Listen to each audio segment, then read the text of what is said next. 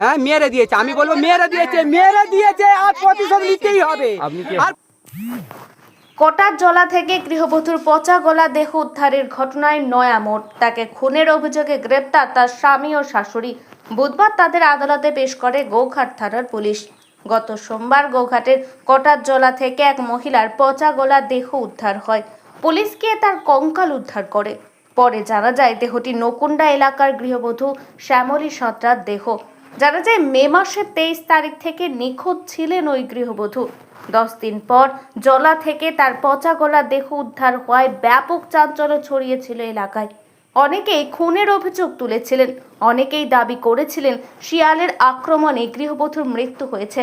ঘটনার একদিন পর 3রা জুন গৃহবধূকে খুন করা হয়েছে এই দাবি তুলে শ্বশুরবাড়ির লোকজনের বিরুদ্ধে গোঘাট থানায় লিখিত অভিযোগ দায়ের করেন খানাকুলের ছত্রসাল এলাকার বাসিন্দা তথা গৃহবধূ শ্যামলী সাঁতরার বাবা শান্তি দরুই।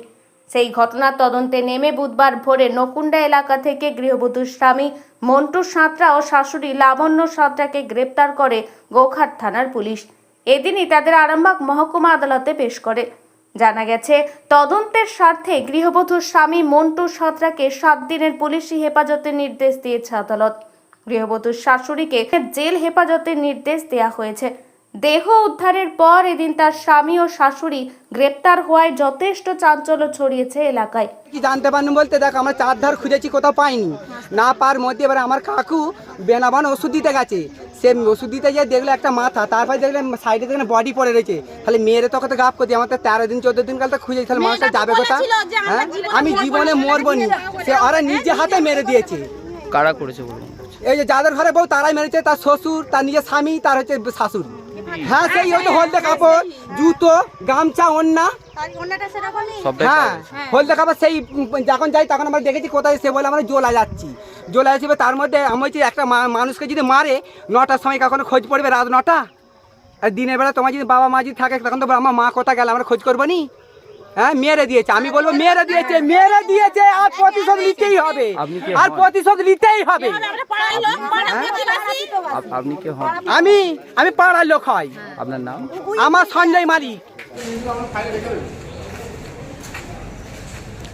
স্ত্রীকে না, কে খুন করেছিল তাহলে? আমি বলতে পারছি না। কবে থেকে নিখোঁজ ছিল? আজকে 11-12 দিন দিয়ে তারপর কোথা থেকে পাওয়া গেল? তারপর জোলা থেকে পাওয়া গেছে। দিয়ে আপনার বিরুদ্ধে অভিযোগ আপনি আর আপনার মা পরিকল্পিত খুন করেছেন। আমাদের অভিযোগ বলতে আমার মা আছে, আমি আছি। হ্যাঁ, তা আপনারা কি খুনের সঙ্গে যুক্ত? হ্যাঁ, খুনের সঙ্গে কি যুক্ত? না না না, আমরা জানি না আমাকে কখন হয়েছে, বাড়ির লোক করেছে। কেন সন্দেহটা কেন করলো হঠাৎ করে? ওই জোলাই পেয়েছে বলে, মানে একটু মাথাটা টাল ছিল, মানে ইয়ে ছিল, গন্ডগোল ছিল, শরীর খারাপ ছিল অনেক বহুদিন থেকে, মধ্যখানে ভালো হয়ে গেল, আবার শরীরটা জানিয়েছিল। সেই নিয়েই আমি তো ডাক্তার দেখাতে যাবো বলে মানে টেস্ট বার করেছি, টাকা পয়সাও রেডি করেছি। আপনি ডাক্তার দেওয়ার ডেট আজকে পালিয়ে গেছে দুপুরবেলা। এটা বেসিক্যালি একটা বাড়ির ম্যাট্রিমোনিয়াল ম্যাটারের মতো বিষয়। মেয়েটির বাবা যার ডেড বডিটি পাওয়া যাচ্ছে ওটাকে ধরা হচ্ছে, ওটি একটি মহিলার ডেড বডি হিসেবে ধরা হচ্ছে। তো ওর বাবা এটি কমপ্লেন করেছে যে আমার মেয়েকে কিছুদিন আগে থেকে খুঁজে পাওয়া যাচ্ছিল না। এটা ঠিক, ওনার মেয়েকে কিছুদিন ধরে খুঁজে পাওয়া যাচ্ছিল না এবং তার জন্য একটা মিসিং ডায়েরিও করা হয়েছিল। তো সাবসিকুয়েন্টলি হঠাৎ করে মেয়েটির যে শ্বশুরবাড়ি, তার বাড়ির লাগোয়া জায়গা থেকে ওনার একটি বডি উদ্ধার হয়। বডিটা আইডেন্টিফাই হয়নি যে ওই মেয়েই বলে, কিন্তু ওনারা সাসপেক্ট করছেন যেহেতু মেয়েটির পরনের যে শাড়ি ফাড়ি এইগুলো দেখে ওনারা সাসপেক্ট করছেন যে ওটাই হচ্ছে ওনার মেয়ের বডি, এবং ওনারা এটাও আইডিয়া করছেন এবং ধারণা করছেন যে ওই মেয়েটিকে মেরে দেওয়া হয়েছে, তার শ্বশুরবাড়ির লোকজন, ওনার স্বামী, শ্বশুর এবং শাশুড়ি মিলে মেরে দেওয়া হয়েছে। এই আইডিয়া করে উনি একটা কমপ্লেন করেছিলেন, যেটাই কেস হয়েছে। যে কেসেতে 2জন অ্যারেস্ট হয়েছিল এবং প্রেজেন্টলি আজকে আরামবাগ কোর্টে ফরওয়ার্ড হওয়ার পর 7 ডেজের পুলিশ রিমান্ডে গেছে। শাশুড়ি, হ্যাঁ মানে শাশুড়ি আর স্বামী এই 2জনে অ্যারেস্ট হয়েছে। তো নামগুলো আমার ঠিক এক্স্যাক্ট খেয়াল নেই। এটা সম্ভবত গোঘাট কেস নম্বর 230। হ্যাঁ হ্যাঁ।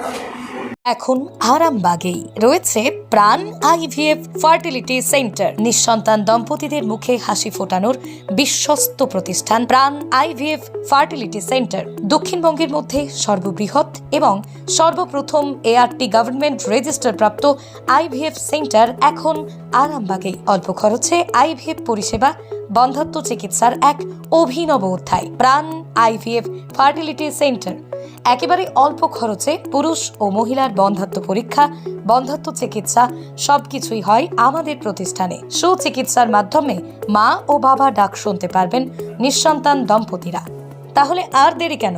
আজই যোগাযোগ করুন প্রাণ আইভিএফ ফার্টিলিটি সেন্টারে।